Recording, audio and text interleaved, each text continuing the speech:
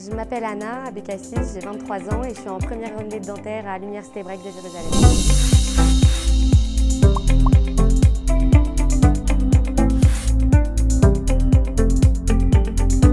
Après une P1 que j'ai passée en France où j'ai pas été acceptée en médecine, j'ai décidé de faire l'ALIA. Ça a toujours été un peu un rêve. J'ai fait 1 an de massa prépa. Je suis rentrée à l'armée, combattante dans l'unité de sauvetage. Une fois que j'ai terminé l'armée, j'ai voulu rentrer en dentaire, mais j'étais en liste d'attente jusqu'à la rentrée, donc j'ai décidé de m'inscrire en biomédical, de faire l'année et après cette année-là, j'ai retenté ma chance et voilà, je suis en dentaire aujourd'hui. Il faut beaucoup de volonté et de travail. Donc il y a d'abord les psychométries à passer. Pour moi, c'était minimum 640. Donc ça allait, c'était assez faisable. Mais après ça, je me suis inscrite dans les 2 facs. Il y a la fac de Tel Aviv et la fac de Jérusalem. À Tel Aviv, il y a un examen de chimie et de mathématiques à passer.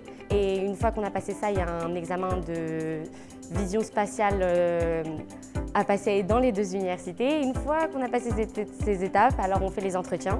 C'est des entretiens avec des professeurs de l'université, de la fac, qui veulent savoir un peu plus sur notre personnalité, pourquoi dentaire. Et puis aussi, on nous fait des simulations de cas pour voir comment on réagirait en tant que futur dentiste. C'est une préparation qui demande un peu de travail et surtout de se préparer à l'avance, de ne pas venir en pensant que c'est simple et qu'on va réussir, mais c'est faisable. Je les ai passés 3 fois. Il faut savoir que 3 fois, ça peut sembler beaucoup, mais comme il n'y a que 2 examens pour les Français par an, finalement, ça ne nous laisse pas beaucoup de chance. Je les ai passés 2 fois avant l'armée et puis 1 fois après. J'avais un peu peur après l'armée parce que je me suis dit mon cerveau il s'est éteint pendant 2 ans, est-ce que je vais réussir à faire quelque chose? Et au final, ça s'est bien passé, donc pas traumatisée, mais c'est vrai que c'est un travail.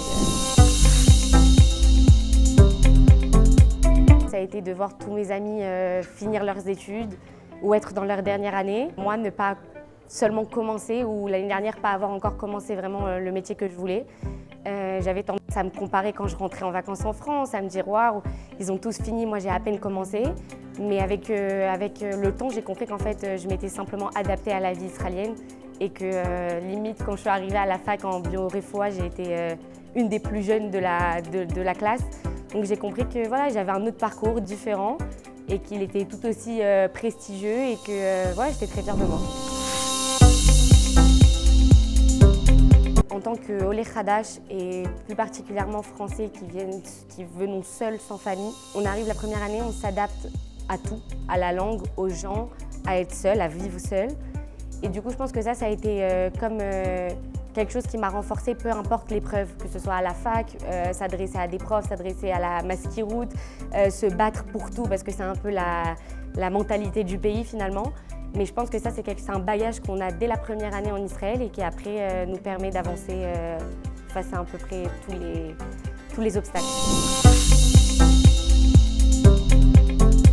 C'est hyper important aussi de trouver un binôme ou un groupe, de savoir s'intégrer avec les Israéliens, de ne pas forcément s'exclure entre Français. C'est pas évident, mais c'est très faisable. Puis il faut dire qu'il y a beaucoup d'entraide, qui sont très ouverts, que franchement tout est fait pour qu'on réussisse. Voilà, après ça prend du temps comme tout. La vie sur le campus est très sympa. Alors dit comme ça, on dirait qu'on sort tous les jours et qu'on fait la fête. Non, on n'a pas trop le temps.